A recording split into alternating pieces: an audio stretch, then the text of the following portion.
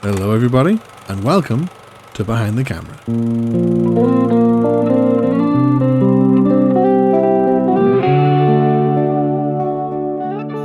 Here we are with episode 128 of Behind the Camera.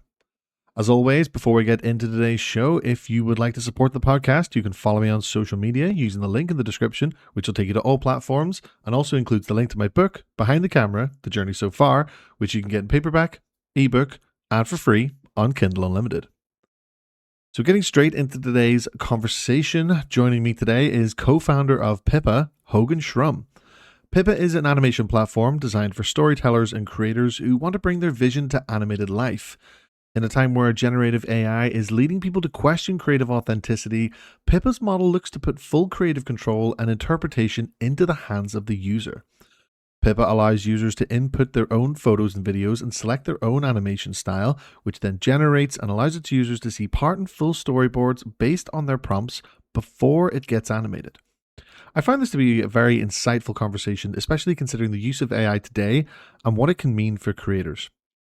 I hope you guys enjoy it. So now, here's the interview. Hogan, welcome to Behind the Camera podcast. Absolute pleasure having you on the show. How are we doing today? Doing good, Andy. Thanks for having me. It is my pleasure, my friend. And so you are the co-founder of PIPPA, an animation platform designed for storytellers and creators who want to bring their vision to animated life. Sounds amazing. I love to talk more about this. So let's hear about it. Tell us about PIPPA. What was the sort of inspiration for starting, and what is about it that you guys do? Yeah, for sure. So the backstory, I'll might hop around a little bit, Oh, but of course. That's what we love here.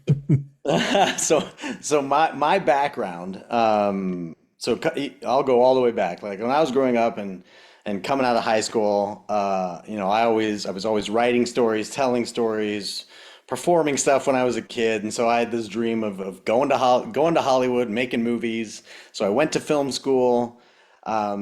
Enjoyed it, but as I was coming to the close of that, I was like, I got that bug of fear that was, am I ever going to make any money?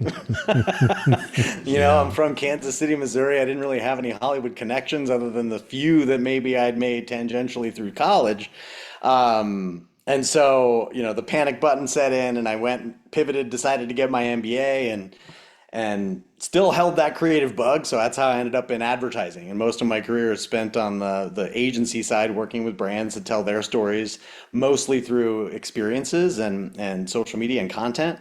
But again, it's all these years doing it for other brands. It wasn't really my stories, it's their stories. And so flash forward to this past year, I do advising and investing for an accelerator for different startups and emerging brands. And one of the other advisors and I hit it off, and he showed me he's always been kind of bleeding edge AI from the beginning.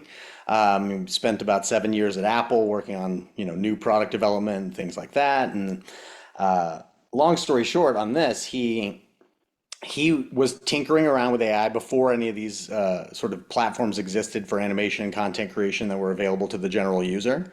And he would tell bedtime stories to his kids at night, not from books. He would make up his own, and then eventually his kids would start contributing to the stories. And so he started recording them on his phone for the memories, right? Yeah. And his wife once said, those are really good stories. You should consider making one of those AI books where you can upload the photos of our kids and create a book out of the stories. And he's like, interesting, but maybe I could create an animation. And so he literally built his own tool in a few weeks where he was able to upload the audio that he recorded and have those translated into professional Hollywood style looking animations in a variety of styles.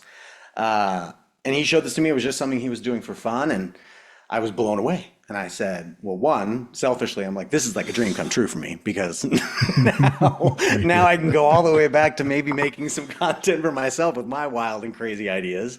But I just had this vision of, man, if you could you build this where anyone could use it, regardless of their ability to prompt AI? Like, I don't want them to have to be an expert on prompting. I don't want to have them be a filmmaking expert. But what I also don't want is what so many of us who've used AI for design in any capacity were frustrated with, especially last year, is, the interface, the user experience is always kind of the same. It's upload a story or a audio, upload some pictures of whomever you want these characters to be based on, choose your style, hit a button, wait, get an animation. And you're kind of at the mercy of how AI interprets all that, Yeah. especially if you're not a good prompter and you don't know how to communicate your vision in the right way. And it's not a very good product in the end, right? The output you get doesn't necessarily feel like something you really created. It's you had an idea and it Yeah. interpreted it and it gave you an AI version of your idea. And so for me, it was all about creative control. I'm like, I don't want it to skip ahead to do a storyboard, create the animation, and say, here you go. I want to see the screenplay. I want to see the storyboard with images before it animates anything. I want to see the prompts that it's using to see if this is how I'm envisioning it. And then as I go, I want to build these individually because for me, with the agency background, you know, ideas the best ideas and the best stories are never exactly what they were when you started them. For sure. There's a process of iteration and putting something down on paper and then seeing it visually might change your thinking on how to best tell this story. Mhm. So the process of building is in and of itself the creation of the better story. And so that's what we set out to do. And then on top of that, we're also, for different reasons, I've been in advertising industry for 20 years. I've worked with designers, artists, creatives all through my career. So I very much understand the anti-AI sentiment on the designer side. It's not being used ethically for the most part right now. Artists are being heavily impacted by AI art theft. And then on the flip side, our co-founder Sean, his sister, one of his sisters is an animator, like professional animator for a very successful YouTube series, and hates this idea, right? Because again, it's taking away our work. And so as we were building this, it became clear our other mission was to do this ethically. And so while we've launched and, due to cold start problems, we've had to launch with AI styles just to get people using it and having fun. We also have an artist platform and are starting to onboard artists now where they can upload, whether it's creating their own style that they would feel comfortable people Yeah. using, or if they have their own styles that they don't mind other people using, they can go in, create a style. We put them through a vetting process to ensure that A, they are an artist, B, they own this work, it's their work, they're licensed to use it. Once all of that is done and their styles are created, it shows up as a style that you can select as a user. And every time that style is used for a image generation, for animation generations, even if they redo them, and then for final product, the artist gets paid. Just like think Spotify, Yeah. you know. And then as we continue to grow the streaming platform, the PIPPA channel, any revenues or anything associated with work that is licensed, they also receive royalties for that. So we're trying to create an ecosystem where artists can actually benefit from AI, not just for their own personal use, but for public consumption. And we've had this validated recently in a partnership we've recently formed with ByteDance, which owns TikTok and Cdance and some of the others, because they recently announced when they were talking about Cdance 2.5 that they're moving toward an IP protection model that, again, the styles that Cdance will use will be licensed by artists and artists will be paid. And so they saw that we were already doing this and this is amazing. And so I think it is headed in that direction. We know AI isn't going anywhere. So critical to us and where we really differentiate ourselves from all the other stuff that's now out there is creative control and artist ethics. And that's PIPPA.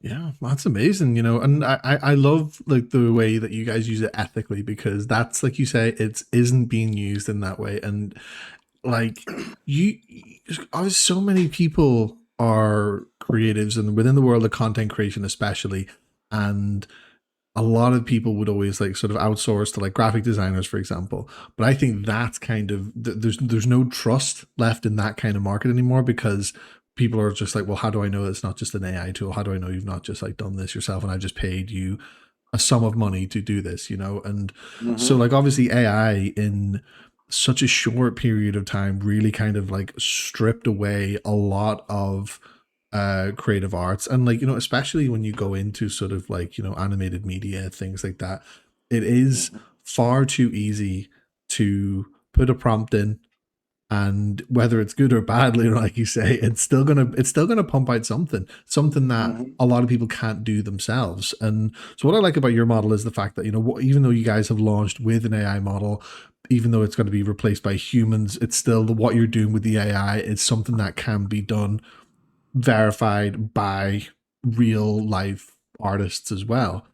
Hmm. And that's like, I think it's certainly a good way to kind of, one, sort of push back on the heavy use of AI, but also at the same time be like, well, this is why AI is actually good, because this is why we can kind of learn from it as well.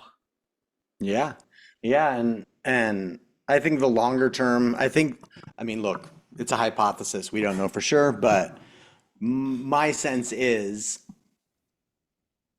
the creative control aspect is almost equally important there, in that people can tell even with animation, Mhm. like what's AI and what's not. And it's because it feels like a machine built it, because that's exactly what happened. Right? And there wasn't that real true human connection to the piece developing throughout, where the person said, yes, this is my vision for this shot, this is how I wanted it executed, there are no errors that I can spot, my brand, if I'm using specific brand guidelines, colors, Yeah. logos, what have you, whatever it may be, if all that can be right and they can have that sort of process of approving it, and by the end of the output, now AI was really just a companion in bringing their actual vision to life. Mhm. That starts to break down the barriers of what's AI created, what's not. And then that can change the mindset too of the whole economy when you think about working with artists, because an artist is going to have just as much value Yeah. utilizing an AI tool, because again, they're not having to become a coder. They have a tool that they can use to use their own language, their own words, their own methods to communicate the vision, and it is interpreting it correctly. Yeah. And so then the switch flips, right? Just like, now I'm an artist. I know I can do this the way I want it done. Now I can produce this in a way that I'm comfortable sharing as work that I've done, right? Because it's not just to put in a prompt, click, and hope, and then send that over to a client. It's, no, I'm going to work on this in a different way than I have before, but I'm still putting in the work to get this right. Yeah. For sure. Yeah. So would it be safe to say that it's very much like you're kind of breaking down like the steps that, like, an AI model would take into building something from a prompt, whereas if, say if you put something into PIPPA, it sort of would take it very much step by step in terms of, okay, I would like take this photo, I would like them to walk through a forest, for example, like the people in the photo, like would it, and it would just take you very much, okay, step by Yeah. step, to the point where even though you are not physically animating it yourself, you have full creative control of the start and end product using your own media. Would that be the kind of idea? Yeah, yeah. So a great way, like a quick example is, as far as the quick overview of how the flow works, even at the very beginning, like this is designed, PIP is designed to be from even just an idea all the way to a finished animated product, with post, with sound, with everything. Yeah. So, but even if let's say you come in with an idea for a story, but you haven't written it yet, there's a write with PIPPA option where you can put in the inputs that you have now in terms of what idea you have, and then it'll help you write it. It'll give you a draft. You can edit it. You can tweak Mhm. it. Once you're happy, you move to the next spot. You can create your characters with custom, well, however you want to describe them. You can like re-render them until they look exactly the way you want to. Move on to the next one. It takes you to the storyboard. Within that storyboard, it's going to have broken out your entire story into a fully built storyboard with all the prompts already created but not animated yet, Mhm. so that you can then go into each of those shots. You can see exactly how it's created the animation down to the timestamp. This is what's going to happen then, and then it's going to cut to this, blah, blah, blah. You have the option to edit that, but if you're not a AI prompter, there's also something called the prompt doctor, where it's like, this isn't quite right, Mhm. and then you open this prompt doctor, and in your own words, however you want to say it, you can say, no, I really want this to happen and this to happen, and this should be that. and then it'll automatically rewrite the prompt for you to address all of those concerns so that again, you're not stuck with trying to figure out how to translate your vision into AI language. Yeah. And so it becomes this collaborative tool where you're giving direction, but you're not having to like sit there and figure out what are the right words to use for this with CDance 2.0, right? Like, Yeah. because all these AI tools respond to different prompting strategies. And so we've trained this model on all of these different aspects of creating an animation to be able to interpret layman's terms into AI prompts that deliver on that vision.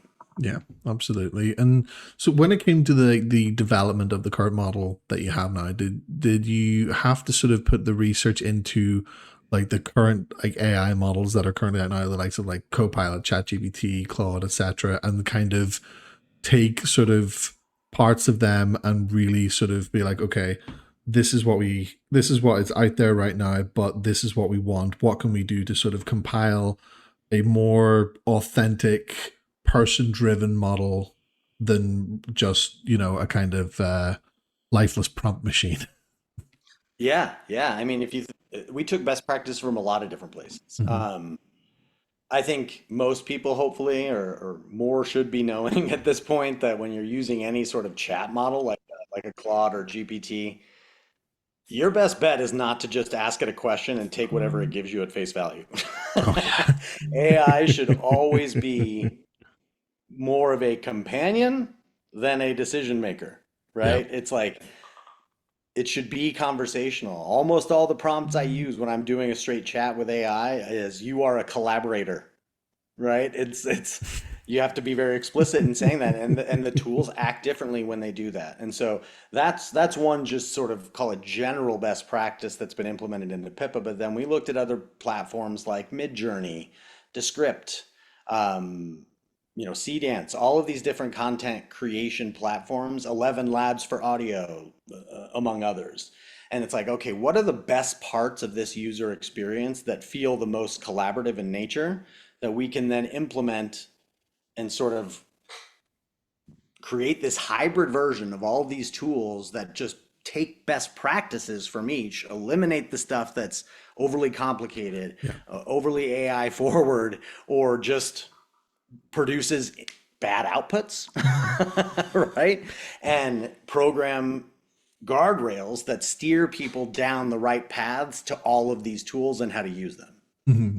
So like the model of Peppa, then it's like it sort of keeps it relevant to exactly what the user wants and doesn't like deviate into, because like I would use AI quite a lot, like, you know, in the sort of way we talk about in terms of conversational. Like for example, today I was looking to find curtains for my office. And to be honest, I'm that bad at it. That's why I went onto Copilot and was like, right, this is the color scheme of my office. What color am I best going for? Because I haven't a clue about these things. AI will, you know, that's kind of the sort of things I would use AI for, you know, exclusive. Um, Yeah. but it was kind of like, and, you know, AI would be very much like a sort of part enabler, but also kind of be like, this is definitive. But then also, if you kind of argue with it, it would be like, I think you're right, actually. Never mind. I am wrong. It's like very much kind of, I suppose that's a kind of way that keeps people coming back to it, is very much is very, very, very agreeable in terms of that. But like you do have to go through like a lot of repeated prompts, repeated garbage that it does kind of pump out in terms of like, it's like, well, I just want a kind of yes or no, to be honest. I want this to be a quick Yeah. conversation here, you know, like, I mean, Right. you know, because it's easier than using Google. And I mean, obviously people use AI for other, every different types of reason. I think for things like that, it is brilliant. And it actually kind of, you know, I ended up getting the right ones that I needed, to be honest with Yeah, you. right. But like, you know, would you say then, like, you know, Pippa, it like gives the creators a chance that they kind of didn't feel like they had before, like, you know, in terms of like, say for example,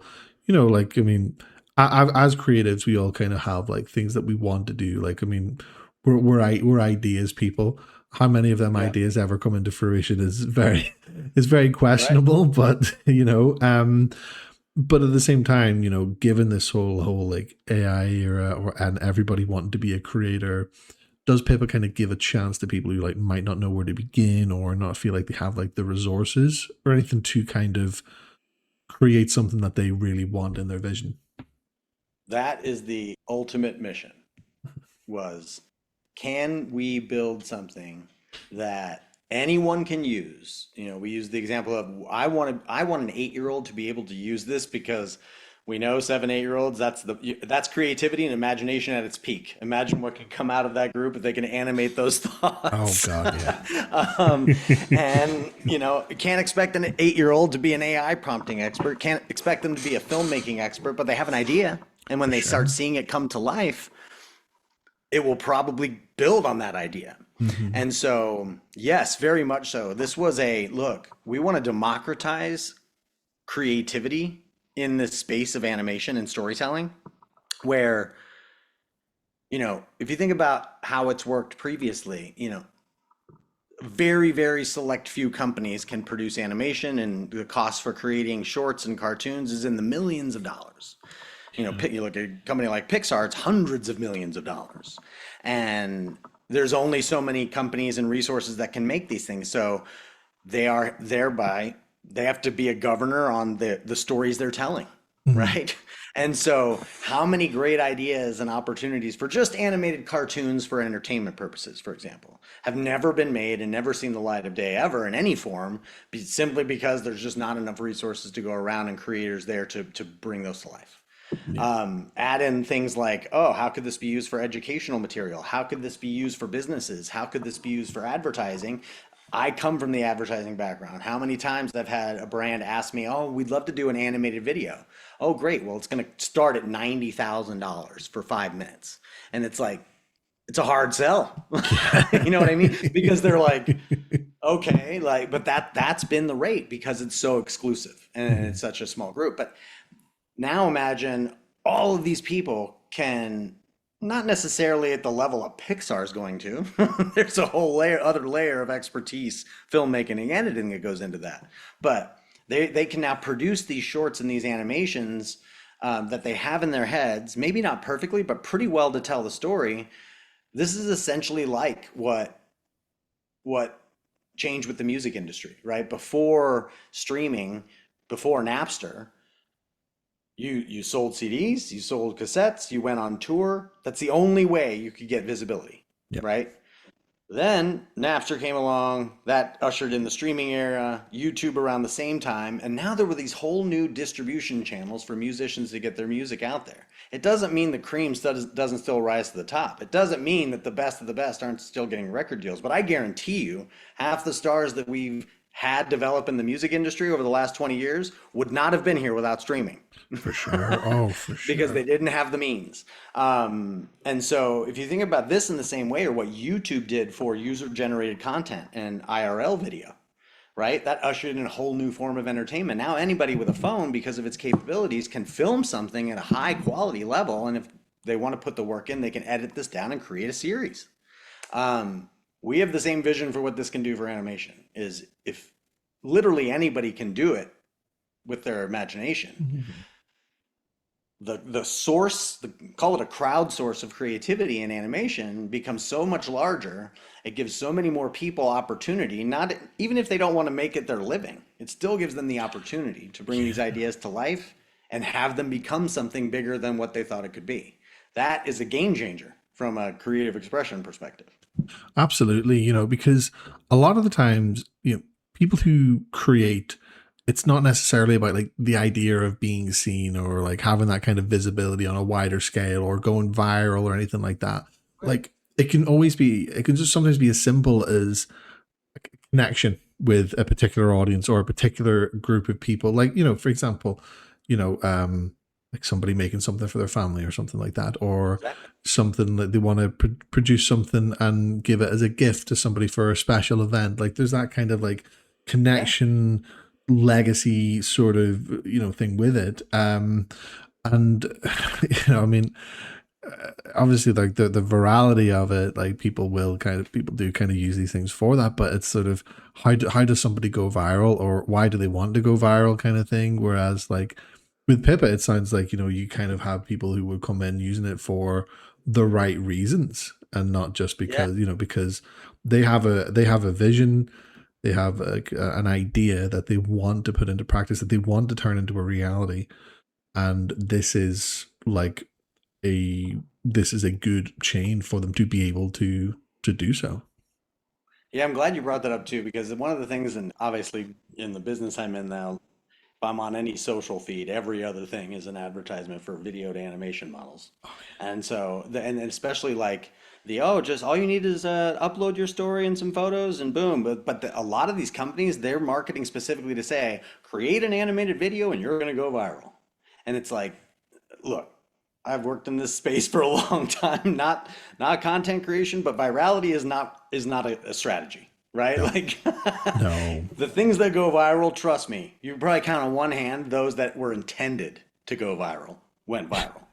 And so this idea of trying to position something as just put a cartoon on your feed and it will go viral is ridiculous. Things go viral because of authenticity, but also storytelling. Like how how human does this feel? That's what virality is, and it's Mhm. something that people can relate to. And the only way that that happens if it's true storytelling, if it's content that has a human behind it that put in the work to create something interesting. Not counting like, oh, I captured this on video. Holy cow, I can't believe that I had my phone open at that time. That kind of virality. But for creators that are looking to create something that goes viral, you got to put the work in. You got to have a story. Yeah, You got to have something compelling. for sure. Yeah, and like I think the bar with going viral has been, I think it's never been higher, to be quite honest, because Oh, there's that much content out there right now. And I would scroll through social media quite a lot, scroll through like TikTok. For TikTok's probably the best example, right? And I might come across a video and see it has like 3.5 million likes and 20 million views. And I'm kind of sitting there like, and then, you might check the date of it and it's like 4 months old. And I'm kind of like, huh, never seen this yeah, before. But you take something that went viral 10 years ago, that like if that video had been made 10 years ago, that would have been the number one thing in the world. That would have been yeah, absolutely like a game changer to content and social media because of like the eyes on it. Whereas now, you get 1 million views on something that's kind of, like it doesn't carry the same way that it used to, because, for creators in the last like 10, 15 years, if you had 1 million views on something, you were getting the same, you're getting more or in and around the same. You're going to average around that for till the end of time. That was yeah. you got that one viral hit and that's you. Whereas now, and I literally do have a look and see about this because I'm very, very interested in metrics. If I see a video that I see has like so many like millions of likes and millions of views, I'll click on like person's profile and I will see their other, like I'll scroll through and be like, but now it's very much a case of, one hit wonders are coming back. Like let's just say, like, and I mean, Yeah. I kind of respect that because it's very much a case of, well, you need to work for it because you can't just rely on one video being your meal ticket. Like you have to actually work for it. And like it really, it really kind of has like changed the game. And I do think like, the point I'm trying to make is that, you mentioned about like animated videos, putting them up on social media. And are you familiar with the platform CapCut? Uh-huh. Yeah, CapCut. I 100% believe they are their bread and butter as a company is really just for short form content, for green screens, for our AI animation, things like that, solely Sure. for 5 or 6 seconds, like Yep. short content, and they do great at it because so many people use their stuff. Like I use some CapCut stuff because I think it's like the green screen stuff. Some of it is absolutely phenomenal, Sure. but I think like they've kind of got like their hook in on people where they think it's like, well, people are going to use this.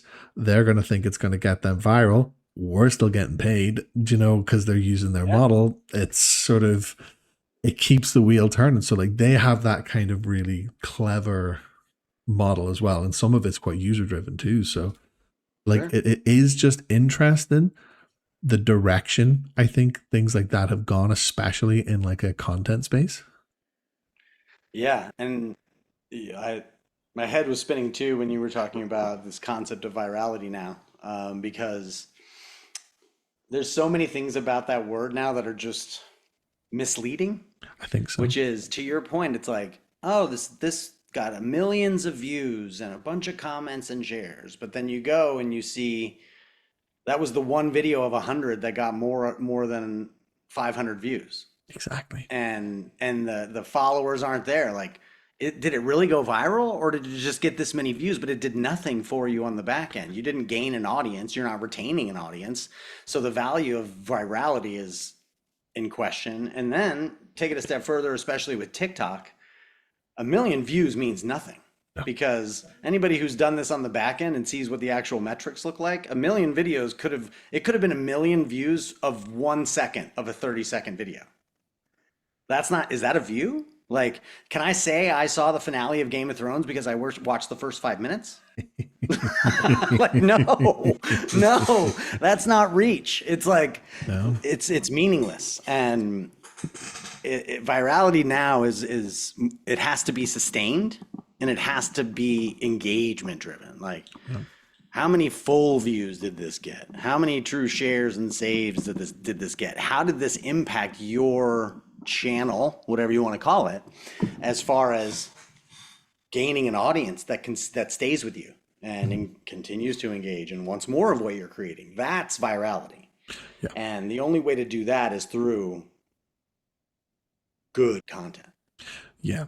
Absolutely. When the phrase good content is something that like I hear it a lot, especially when I speak to people within this type of space.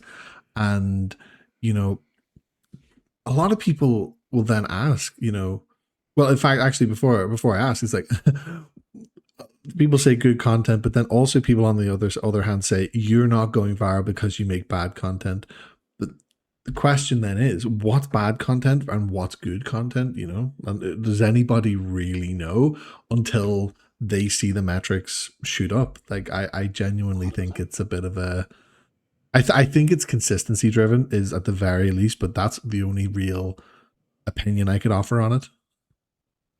Yeah, and I think good content. I love that you said that, because I even think about where Hollywood's at now, right? Like, Yeah. it used to be that, yeah, there were certain formulas that, like Marvel for a while, same formula, different characters, crank it out, billions of dollars, done. Yep.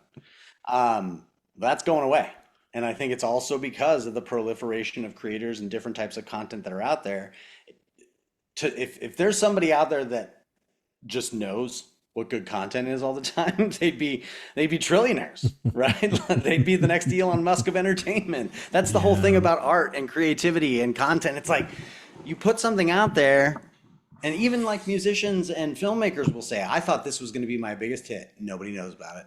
This became the hit over here. And I didn't think anything of that song or that film, but that's what was huge. And it's like, you don't know until, to your point, you put it out there. But the stuff that really does hit is the content that has a unique voice. It has humanity to it. It's a good story. Like, it has all these sort of X factor pieces that come from human creativity. That's what makes it successful. Yeah. And when you take that away, guaranteed not to be successful in the long term. Yeah, absolutely. Absolutely. And like I think like the landscape of these things is like changing all the time, for many, many different reasons. I mean, like you say, and even just not just Marvel, but other kind of any action film, any romantic Yeah. comedy, etc. It had a formula.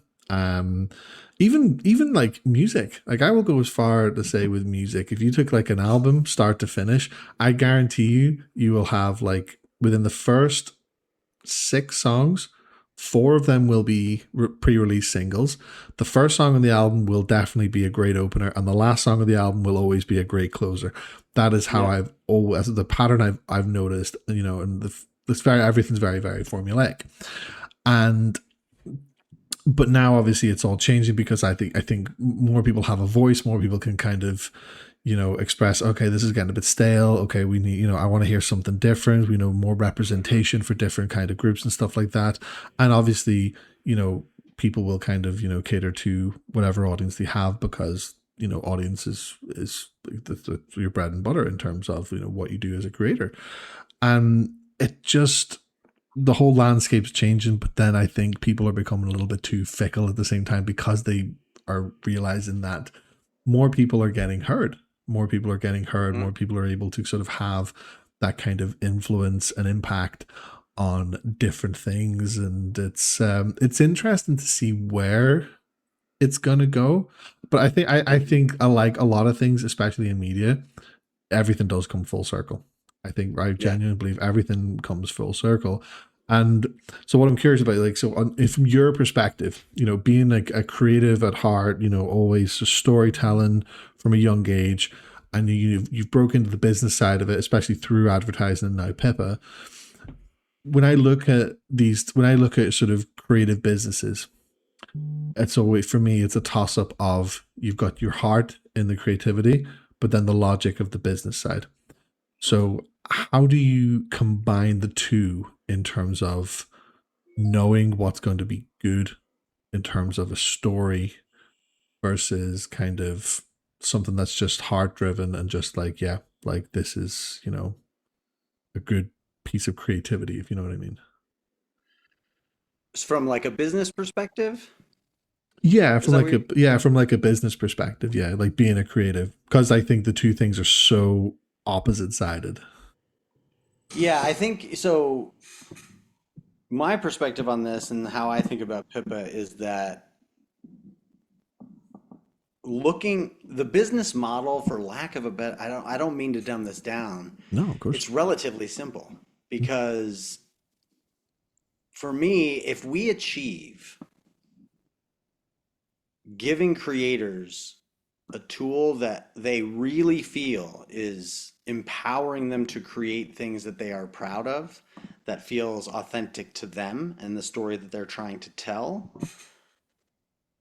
the business will take care of itself. In that, AI has given us the opportunity to offer these types of things at a cost that's frankly not prohibitive to most people, even those with limited means, right?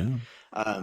PIPPA, this is not a plug, PIPPA is not expensive for the types of things that most people would want to create, right? Like $15 a month will give you 5 to 7 minutes of fully produced animation. The idea that you can create an animated short for $15 is crazy. Yeah. It's crazy. You know what I mean? And so the only thing that matters is the creative empowerment aspect of this platform. That is the business. And so for me, I think about them together, or Yeah. almost like the business is this sort of natural outcome of being able to provide a tool like this to everyone. Mhm. Because why wouldn't you want to try this?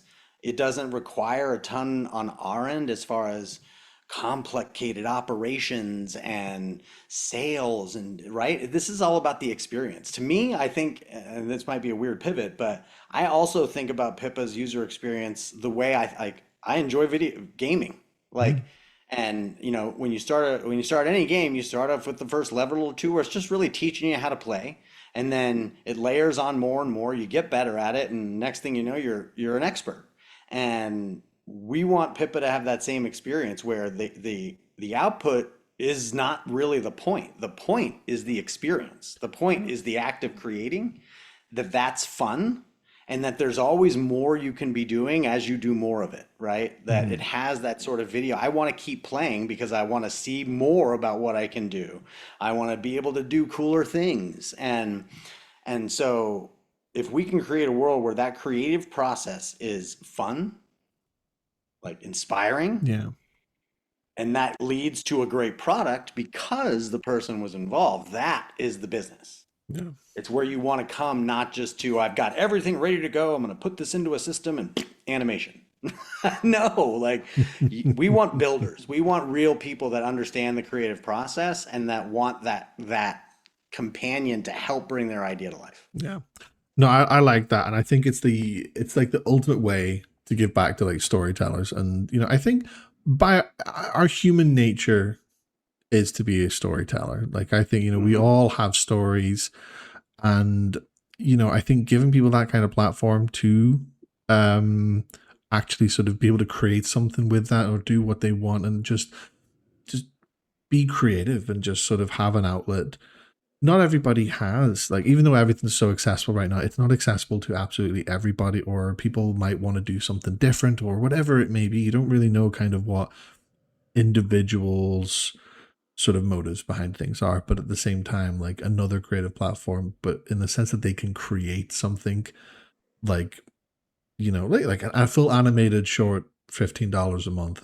Like, that is unheard of, and that's absolutely incredible. Like, it really really is. And I also I have to say, I really really liked your pivot into the video gaming side of things. Like, really because it's so true though. But it's so true. You start out in something that's very new, and it's out of your comfort zone, but within no time at all you're getting used to it, and you get a bit of a clear vision as to where everything's going. And then, if obviously being a creative, you kind of get to appreciate the sort of the scenery of each game, the artistry that goes into it and everything. So yeah, like, I completely understand where you're coming from.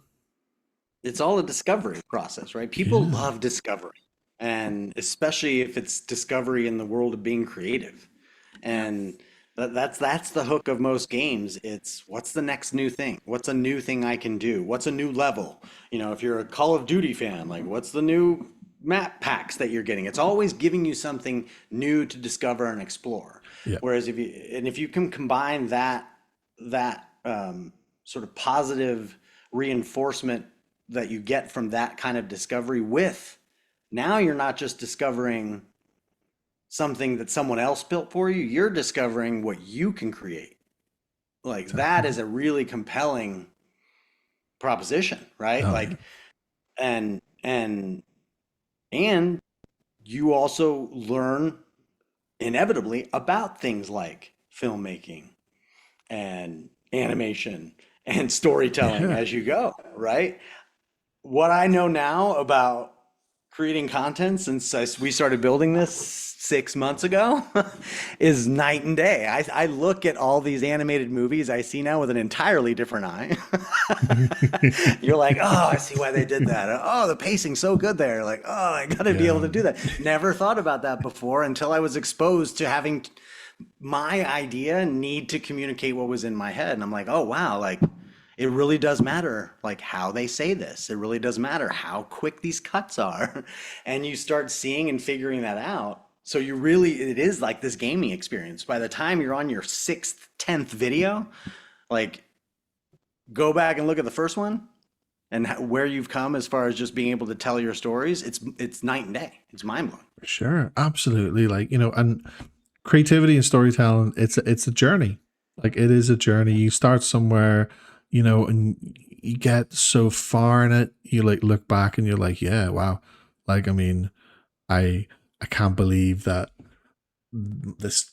where I started was this long ago, or like it was like that in comparison to this. I've learned so much. And I think you kind of like gain more of an appreciation for what it is that you're doing. And it kind of goes for like all forms of media, like, I mean, let's say you watch a movie and you get into movies and you're really more into, you have like that understanding and appreciation of what goes into it, rather than just being, I like the story.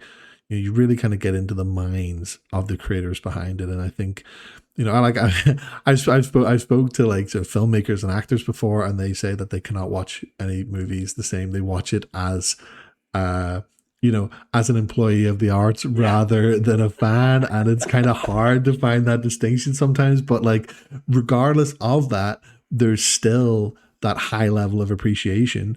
and it's, you know, it's remarkable, and I think it's certainly something that, you know, I think it can be a big inspiration to a lot of people. Like, you know, it can really lead people to create amazing things. Yeah, I agree. Yeah, absolutely. But Hogan, it's been an absolute pleasure having you on Behind the Camera podcast. Thank you so much for your time. It's been a very, very insightful conversation. I would just like to give you the floor for you to let the audience know where we can find PIPPA and anything else that you might want to plug. Yeah, sure. Thank you. Would just love anyone and everyone to go try PIPPA. So go to gopippa.ai. That's GOPIPPA.ai. It's free to try. You can get pretty darn far in creating your first short just by trying it out. But if any of your users do want to sign up, I'm happy to give a promo code. You can use BTC 2026 and you will get 25% off our creator tier. That will give you more than enough tokens to create about 15 to 20 minutes of video. And honestly, it's all about the experience. Try it out. Oh, It's so amazing, amazing stuff. Yes, absolutely. I would highly, highly recommend you guys giving this a go, you know, especially with what Hogan's just said. Like, think of the opportunity. If you are a creator, if you're an aspiring creator, and if you want to try something different, animation's a way you want to go, definitely check PIPPA out. Once again, Hogan, it's been an absolute pleasure having you on the show. Thank you so much for your time. Thank you for having me. It's been amazing. And there you have it for episode 128 of Behind the Camera. Massive thanks to Hogan Shrum for being today's guest. If you'd like to check out PIPPA, you can find this at gopippa.ai, where you can sign up for a free trial or paid subscription. Link is in the description. And of course, if you'd like to stay connected with Behind the Camera, check out my link tree in the description for all socials and for my book, Behind the Camera, The Journey So Far. Thank you for listening, for the support, and for being part of the journey. Until next time, take care, stay creative, and I'll see you soon. But until then, peace.